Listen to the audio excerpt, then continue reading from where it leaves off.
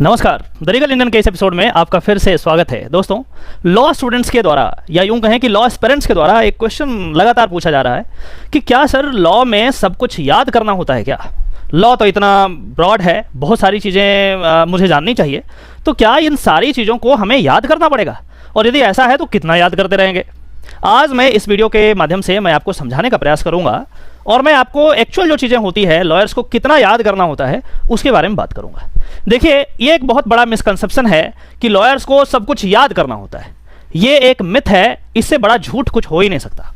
Lawyers भी एक human being होते हैं, जजेस भी एक ह्यूमन बीइंग होते हैं। याद करना हमें उतना ही होता है जितना कि एक मैथमेटिशियन को होता है, जितना कि एक फिजिक्स जानने वाले को होता है। फिजिक्स का फॉर्मूला जैसे याद करते हैं, केमिस्ट्री में ऑर्गेनिक इनऑर्गेनिक का फॉर्मूला हमें याद करना होता है, मैथमेटिक्स में हमें फॉर्मूला याद करना होता है, बायोलॉजी में हमें बहुत सारी चीज़ें याद करनी होती है। तो उसी रेशियो में लॉ में भी चीज़ें आपको याद करनी होगी, इससे ज़्यादा कुछ खास नहीं है। हाँ, अगला क्वेश्चन आपका हो सकता है कि यदि ऐसा है तो आप ये बताएं कि लॉ तो हर दिन चेंज होता है। आप खुद ही बताते हो वीडियो में कि हर दिन 50 लॉज नए बन जाते हैं, अलग अलग जजमेंट आ जाते हैं, हाई कोर्ट कुछ बोलता है, सुप्रीम कोर्ट कुछ बोलता है। फिर कैसे करेंगे? याद नहीं होगा तो फिर कैसे पता चलेगा? देखिए, आपको मैं एक सिस्टमेटिक तरीका बताता हूं। लॉयर्स को, जजेस को एक होलिस्टिक आइडिया होता है कि कौन सी चीज़ें कहां पे है, किस सब्जेक्ट में वो है, किस टॉपिक में वहां पे हो सकता है। और उसके बाद जो नई नई चीज़ें आती है, नए नए एक्ट्स बनते हैं, नए नए ऑर्डिनेंस आते हैं, नए नए बिल्स, 50 तरीके की चीज़ें होती रहती है। तो हमें बस एक आइडिया होता है कि ये वाला बिल आया है। जब भी केस आता है उस चीज़ का, हम क्या करते हैं, उसको गहन अध्ययन करते हैं उसका। अदरवाइज कोई भी एक्ट आया तो सरसरी निगाहों से एक बार देख लिया कि अच्छा इसमें ये चीज़ है, ऐसे ऐसे ऐसे ऐसे ऐसे है। कोई केस आया जिस पे काम करना है तो उसका पढ़ाई करना पड़ता है, उसका तैयारी करना पड़ता है। उस तैयारी में आपको ओवरऑल आइडिया तो है कि कौन वाला चीज़ कहाँ पे होगा। उस तमाम एक्ट को आप बोलोगे कि एक साथ जमा करो, और जब आप जमा करोगे उसके बाद उस केस के अकॉर्डिंग आप पढ़ना शुरू करोगे, रिलेवेंट प्रोविजंस को निकालना शुरू करोगे। और इस तरीके से हम करते हैं।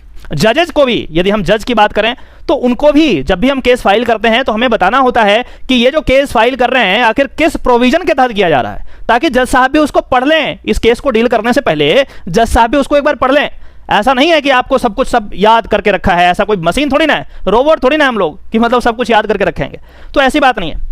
वैसे स्टूडेंट्स जिनके मन में ये मिसकंसेप्शन है, ये मिथ है कि लॉयर्स को सब कुछ याद करना होता है, मैं उनको बहुत ही विनम्रता के साथ कहना चाहूंगा कि ऐसा बिल्कुल भी नहीं है। आपको उतना ही याद करना है जितना कि किसी दूसरे सब्जेक्ट में मोर और लेस उतना ही याद करना है। बाकी की जो चीजें हैं वो कंसेप्चुअल क्लैरिटी पे होगी। बाकी की जो चीजें हैं वो ये डिसाइड करेगी कि जो स्केलेटन आपके दिमाग में बना है वो कितना स्ट्रांग है। अब जैसे मान के चलो मैंने लॉ किया है, बहुत अच्छे तरीके से लॉ को पढ़ा है। लॉयर्स की सबसे बड़ी बात यह होती है कि वो लॉ को इंटरप्रेट करना जानता है। मतलब ये हुआ कि यदि आप जानते हैं लॉ को इंटरप्रेट करना, तो कोई नया एक्ट बन जाए, इंडिया का हो, पाकिस्तान का हो, बांग्लादेश का हो, श्रीलंका का हो, यूएस का हो, यूके का हो, फर्क नहीं पड़ता।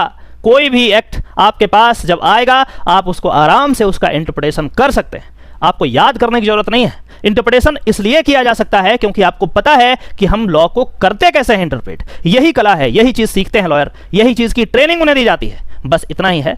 आप में से वैसे लोग जिनके दिमाग में ये बैठ चुका है कि याद करना है और इसीलिए लॉ और एलएलबी नहीं करना चाहते हैं, उनके लिए मैं ये वीडियो बनाया हूं। ऐसी बात नहीं है। काफ़ी सारा क्वेरीज आया था इस मुद्दे से रिलेटेड, तो मैंने आपको यहाँ पे क्लियर कर दिया कि ऐसी बात नहीं है कि सब कुछ आपको याद करना पड़ेगा। बस एक बात इंपॉर्टेंट है कि आपको कंटिन्यूअसली पढ़ना पड़ेगा। इसके बारे में कभी और हम बात करेंगे कि आखिर लॉयर को कितना पढ़ना पड़ता है, उसके बारे में कभी और बात करेंगे। इस वीडियो में मैंने क्लियर किया है कि आपको हर चीज़ रटने की जरूरत नहीं है। निश्चिंत रहें, आराम से लॉ की तैयारी करें और लॉ में एडमिशन लें। अभी कुछ दिन पहले faculty of law university of Delhi का फॉर्म आ चुका है। आप में से वैसे लोग जो लास्ट ईयर ऑफ ग्रेजुएशन में हैं या फिर ग्रेजुएट ऑलरेडी हो चुके हैं और लॉ करने की इच्छा रखते हैं, आपके लिए एक बहुत अच्छा मौका है।